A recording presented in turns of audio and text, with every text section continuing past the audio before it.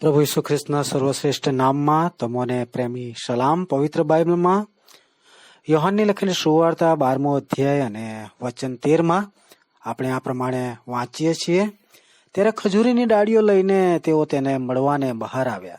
તેઓએ પોકારીને કહ્યું કે હોશાન્ના, પ્રભુને નામે ઇઝરાયલનો જે રાજા આવે છે તેને ધન્ય છે.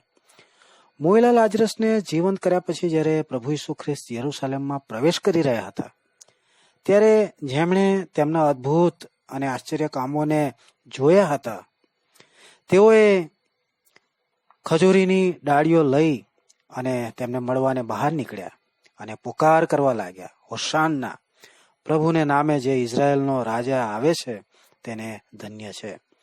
ખજૂરીની ડાળીઓ યહૂદીઓને તંબુઓમાં રહેવાના પર્વની સ્મરણ અપાવે છે. મિસર દેશમાં 400 વર્ષની ગુલામી પછી પરમેશ્વરે મોટા સામર્થ્યના કૃત્યો પ્રગટ કરી તેમનો છુટકારો કર્યો હતો. 40 વર્ષ મિસરથી કનાન દેશની ઓર અરણ્યમાં યાત્રામાં હતા. તે સમયે પરમેશ્વરે તેમની કેવી કાળજી લીધી કે તેમના વસ્ત્ર ન ફાટ્યા અને ચંપલ ન ઘસાયા. તેઓ તંબુમાં રહેતા અને પરમેશ્વરની ભલાઈનો અનુભવ કરતા રહ્યા. પ્રભુ ઈસુ ખ્રિસ્તે વધસ્તંભ પર પોતાના બલિદાન દ્વારા હરેક મનુષ્ય માટે જે તેમના પર વિશ્વાસ કરે છે તેમના માટે ઉદ્ધારનો માર્ગ તૈયાર કર્યો છે.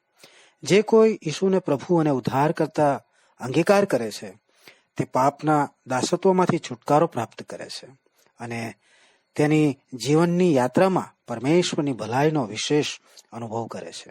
શું તમે પણ પ્રભુ ઈસુ ખ્રિસ્ત પર વિશ્વાસ દ્વારા ઉદ્ધાર પામી પરમેશ્વરની સંભાળ અને કાળજીમાં જોડાવા નહીં ઈચ્છો? પ્રભુ આ વચન સમજવાને તમારી સહાયતા કરે. ધન્યવાદ.